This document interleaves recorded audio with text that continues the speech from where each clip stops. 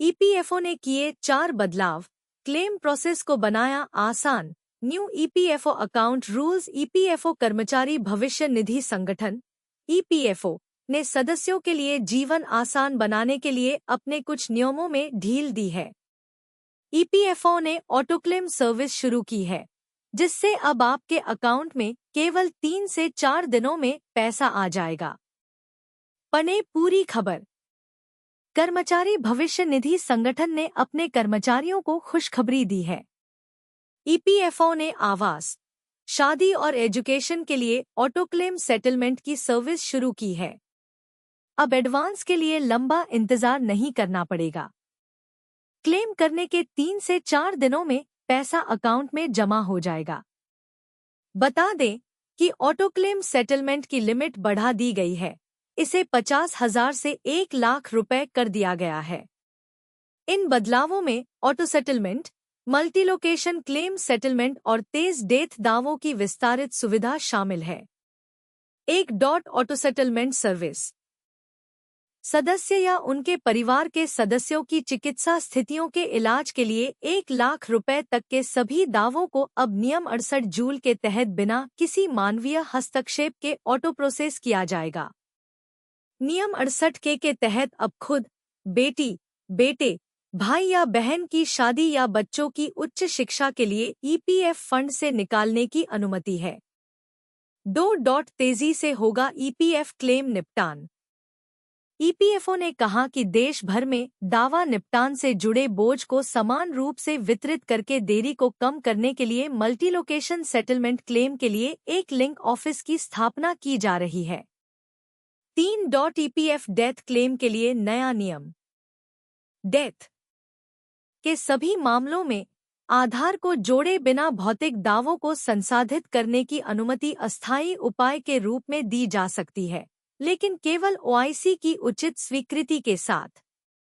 यह कदम इसलिए उठाया गया क्योंकि ईपीएफ सदस्यों की मृत्यु के मामले में परिवार के सदस्य आधार को जोड़ने और प्रमाणित करने में असमर्थ थे, जिससे भुगतान के वितरण में देरी हो रही थी। 4. अब चेक लीफ की इमेज अपलोड करना अनिवार्य नहीं। ईपीएफओ ने कुछ पात्र मामलों के लिए चेक लीफ और सत्यापित बैंक पासबुक की इमेज अपलोड करने की अनिवार्य आवश्यकता में ढील दी है। इसका उद्देश्य ऑनलाइन दावों का अधिक तेजी से निपटान करना और ऑनलाइन दावा दाखिल करते समय प्रमाणित बैंक पासबुक या चेक लीफ की इमेज प्रस्तुत न करने के परिणामस्वरूप अस्वीकृत दावों की संख्या को कम करना है। अगर आपका पीएफ कटता है तो ये खबर आपके लिए। एक नहीं बल्कि 7 तरह की पेंशन के हकदार। Types of EPFO pensions. Types of EPFO pensions. क्या आप ईपीएफओ सब्सक्राइबर हैं? तो ये खबर आपके लिए है। ईपीएफ में 7 तरह की पेंशन मिलती हैं। आइए अब इनके बारे में विस्तार से जानते हैं। पढ़ें पूरी खबर। कर्मचारी भविष्य निधि संगठन ईपीएफओ कर्मचारियों को फाइनेंशियल सुरक्षा देने के लिए महत्वपूर्ण रूप से काम कर रहा है। कर्मचारी अपने सैलरी का 12% ईपीएफओ खाते में जमा करते हैं। कंपनी मालिक भी हर महीने इतनी ही राशि कर्मचारी के खाते में जमा करता है। यह राशि कर्मचारी के रिटायर होने के बाद पेंशन के रूप में दी जाती है। लेकिन बहुत से लोग नहीं जानते कि ईपीएफओ 7 तरह की पेंशन देता है। तो आइए जानते हैं कि ईपीएफ पेंशन कौन कौन से है। ईपीएफ पेंशन के लिए क्या है एलिजिबिलिटी? कर्मचारी भविष्य निधि ईपीएफ के वे ग्राहक जो 58 वर्ष की आयु में रिटायर होते हैं, वे ईपीएफ पेंशन के लिए पात्र होते हैं। लेकिन जल्दी पेंशन पाने के लिए व्यक्ति की आयु कम से कम 50 वर्ष होनी चाहिए या 10 साल की सेवा पूरी करनी चाहिए। लेकिन अगर कर्मचारी की सेवा 10 साल से कम है तो उसे पेंशन नहीं मिलेगी। अगर पत्नी और बच्चों वाला कोई कर्मचारी 50 वर्ष की आयु से पहले मर जाता है तो क्या उसे पेंशन मिलेगी? कई लोगों के मन में ऐसी शंकाएं होती हैं। अब जानते हैं इनका सही जवाब। Superannuation pension. यह पेंशन उन कर्मचारियों को दी जाती है जिन्होंने 10 साल की सेवा पूरी कर ली है या जिन्होंने 58 साल की सेवा पूरी कर ली है। अर्ली पेंशन 50 वर्ष से अधिक आयु के वे लोग जिन्होंने 10 साल की सेवा पूरी कर ली है, वे अर्ली पेंशन के लिए पात्र हैं। इसलिए ईपीएफ सब्सक्राइबर 50 साल से ही अर्ली पेंशन पा सकते हैं। अर्ली पेंशन के मामले में सब्सक्राइबर को कुछ महत्वपूर्ण बातों का ध्यान रखना चाहिए। इसलिए यदि आप अर्ली पेंशन का विकल्प चुनते हैं तो आपको हर साल 4% कम पेंशन मिलेगी।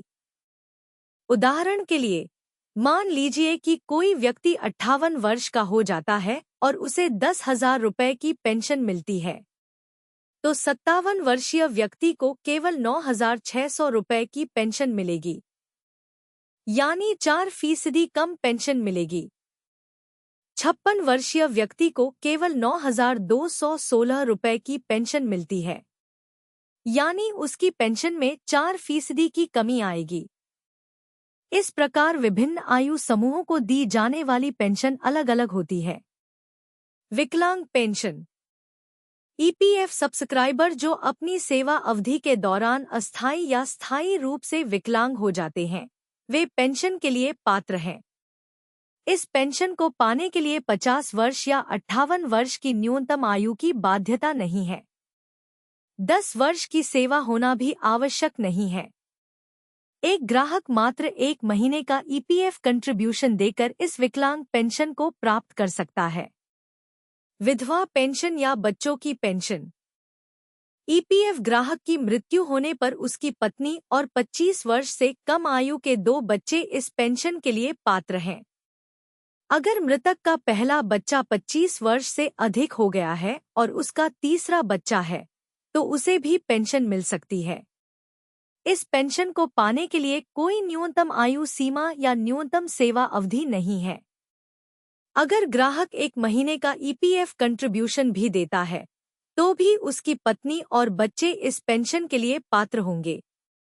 अनाथ पेंशन अगर कर्मचारी और उसकी पत्नी दोनों की मृत्यु हो जाती है, तो उनके 2 बच्चों को भी अनाथ पेंशन दी जाती है, लेकिन उनकी आयु 25 वर्ष से कम होनी चाहिए। यहाँ एक बात ध्यान देने योग्य है कि सबसे बड़े बच्चे या पोती को दी जाने वाली पेंशन उनके 25 वर्ष की आयु पूरी करने के बाद बंद हो जाएगी। नॉमिनी पेंशन सब्सक्राइबर की मृत्यु के बाद उसका नॉमिनी इस पेंशन को पाने का पात्र हो जाता है। यहाँ ध्यान देने वाली बात यह है कि नॉमिनी वह व्यक्ति होगा जिसका नाम सब्सक्राइबर ने ईपीएफओ पोर्टल पर इनॉमिनेशन फॉर्म में लिखा होगा। डिपेंडेंट माता पिता पेंशन अगर ईपीएफओ सब्सक्राइबर की अविवाहित मृत्यु हो जाती है तो उसके आश्रित पिता को पेंशन मिलती है। पिता की मृत्यु होने पर सब्सक्राइबर की मां को पेंशन मिलती है। जब तक वे जीवित रहेंगे, यह पेंशन मिलती रहेगी, लेकिन इसके लिए फॉर्म 10D भरना होगा।